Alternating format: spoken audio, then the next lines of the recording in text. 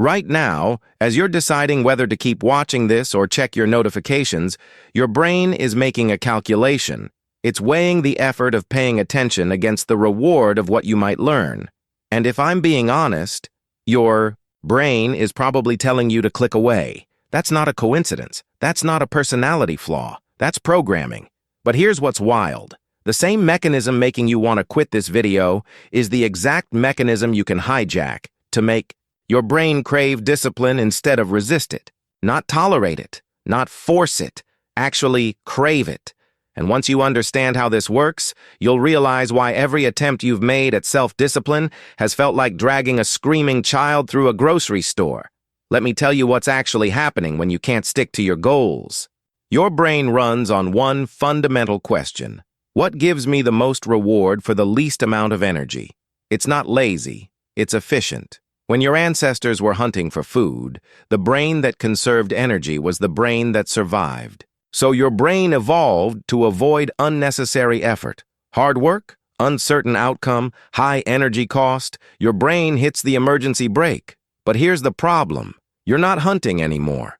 You're living in a world that's been reverse engineered to exploit that exact survival mechanism. Every app you use, every snack you eat, every video you watch has been designed by neuroscientists and behavioral psychologists to deliver massive pleasure with zero effort. Your brain isn't broken. It's being weaponized against you. And until you understand that, you're going to keep thinking discipline is about willpower. It's not. It's about rewiring your reward system. There's a neurotransmitter in your brain called dopamine, and everything you've heard about it is probably wrong. Most people think dopamine is the feel-good chemical, the pleasure molecule. It's not. Dopamine is the anticipation chemical. It's what makes you want things, not enjoy them. When you're scrolling through your phone, dopamine isn't spiking when you see something good. It spikes before you swipe, because your brain thinks the next post might be interesting. That anticipation, that wanting, is what keeps you locked in. Now here's where it gets dark. When you flood your brain with easy dopamine, your brain compensates. It's called downregulation. Essentially, your dopamine receptors start shutting down. It's like your brain is lowering the volume because the music is too loud. You need more and more stimulation just to feel normal. That book that used to excite you, boring. That workout that used to energize you, impossible. You're not losing. Motivation. You're experiencing a chemical tolerance, the same thing that happens with drugs. And here's the cruel irony. The more you chase easy dopamine, the harder real discipline becomes. Because your brain has recalibrated. It's comparing everything to the effortless rush of scrolling, snacking, or binging. And meaningful work can't compete with that. The effort-to-reward ratio is broken. Your brain has been trained to expect instant returns, and discipline offers delayed ones. Of course, it feels impossible, but dopamine downregulation works both ways. If you can remove the cheap dopamine sources, your receptors start to upregulate. They become more sensitive. Suddenly, the natural rewards, completing a task, making progress, building something, start registering again. Your brain begins to want those things. Not because you're forcing it, but because it's finally sensitive enough to feel them. So how do you actually rewire your brain to crave discipline? You don't need a motivational speech. You need a chemical reset. And that means starving your brain of artificial dopamine long enough for it to remember what real satisfaction feels like. Here's the process. Step 1. Identify your dopamine triggers. Not the things you enjoy most, but the things that give you the biggest hit for the smallest effort. For most people, that's the phone, social media, short-form videos, games. But it could also be junk food, pornography, or online shopping. Whatever. Delivers instant pleasure without requiring anything from you. That's your target. Step 2. Eliminate them temporarily. And I'm not talking about forever. I'm talking about 7 to 14 days. That's it. Just long enough for your brain to detox from the overstimulation. During this period, you're creating artificial scarcity for easy dopamine.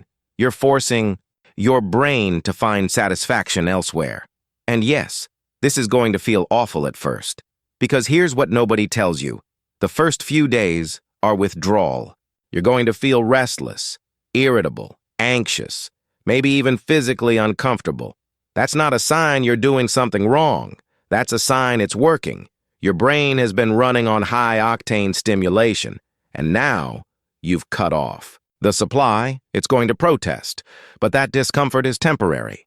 Most people quit right here, right before the breakthrough, because they think the restlessness means they need to go back. They don't realize their brain is reorganizing itself. Step 3, replace. Don't just remove. Your brain hates a vacuum. If you take away scrolling but don't give it anything else, you'll just white-knuckle your way through and relapse the moment the detox ends. So you need to deliberately engage in activities that provide slower, deeper rewards.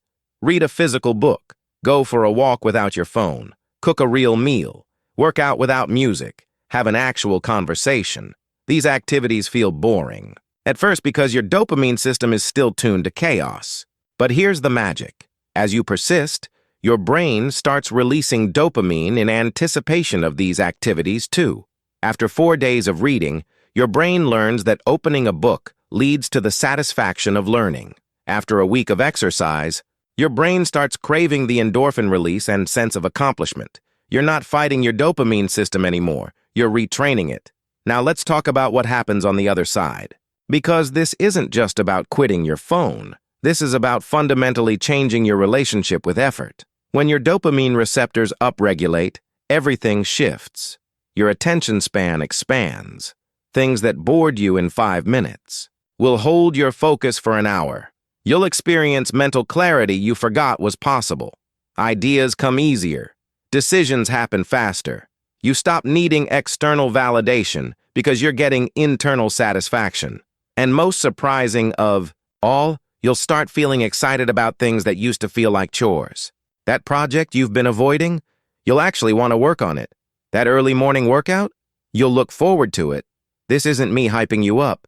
This is what happens when your brain returns to baseline. You're not becoming superhuman.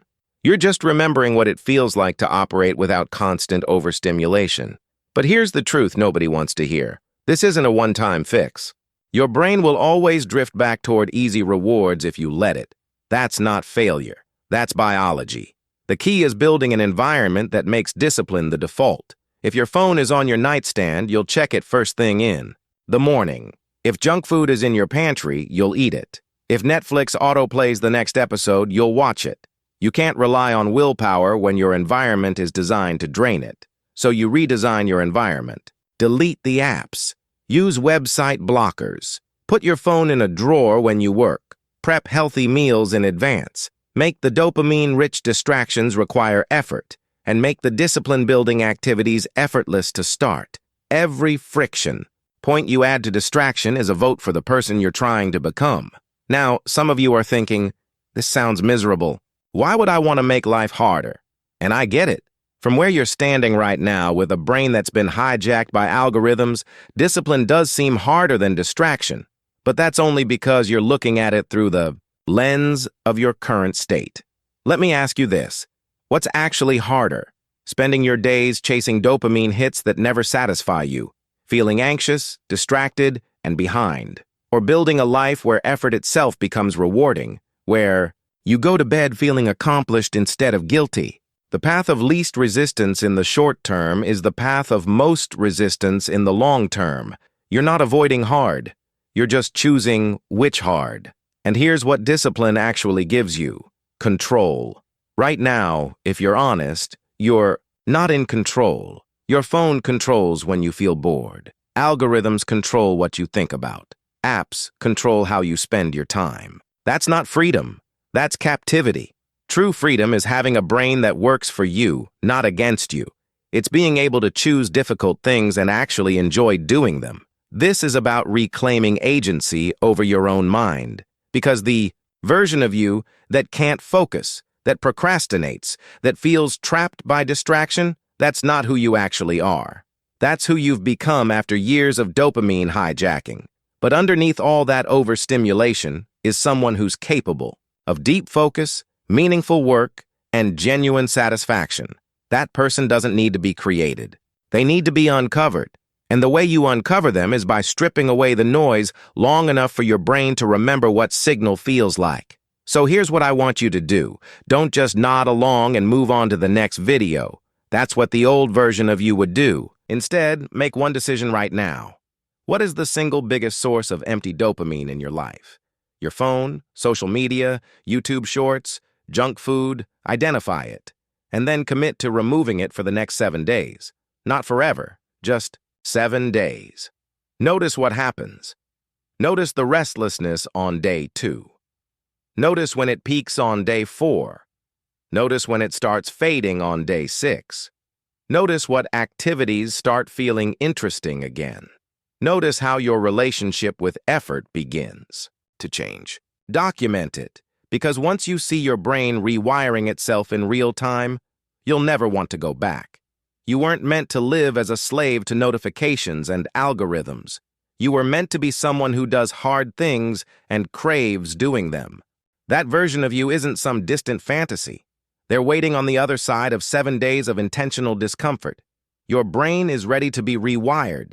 The only question is, are you ready to let it?